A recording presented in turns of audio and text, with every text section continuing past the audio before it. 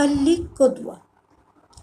هما بيتعاملوا معاك على إنك أنت الأب الرشيد العاقل المتزن، ودايما بتقول لهم كلام يوعي.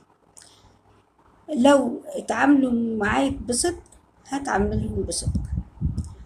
المهم لازما يكون في بينكم صداقة وصدق وتواضع بين الأسرة وبعدها، ودي أهم حاجة، ركيزة كبيرة جدا بينك وبين أولادك. هيكبروا وهم فاهمين يعني إيه يتحملوا مسؤوليتهم منك أنت الأب.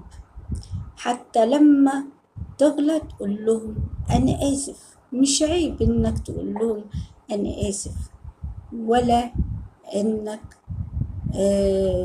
تغلط، لأن الغلط وارد. ده هيعلمهم إن يكون في شجاعة في الغلط. قواعد بالحب، حط حدود واضحة بس بطريقة محترمة.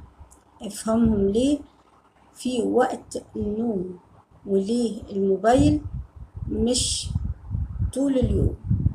يعني الموبايل ما يكونش طول اليوم معاهم، لأن في حاجات لهم هم محتاجينهم في حياتهم، ولازم تفسر لهم ليه إن الموبايل يتعبهم، وإن أعصابهم هتتعب، عيونهم هتوجعهم بكثرة مسك الموبايل، بحيث إنك بتضع حلول غير الموبايل إن هم يعملوها.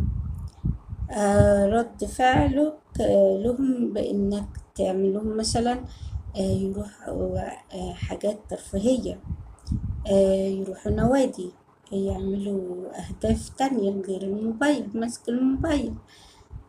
كل الحاجات دي بتخليهم تبعدهم عن أن يبعدوا عن التوتر الذهني، بحيث إن هم يكون عندهم إلمام بالحياة الواقعية.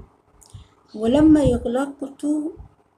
يغلطوا خليك ثابت، ما تعاقبش حد يعني مرة واحدة، عشان يكونوا هم عارفين ان انت يعني ممكن ان انت تديهم حيز ان انت ما تعذبهمش في غلطهم.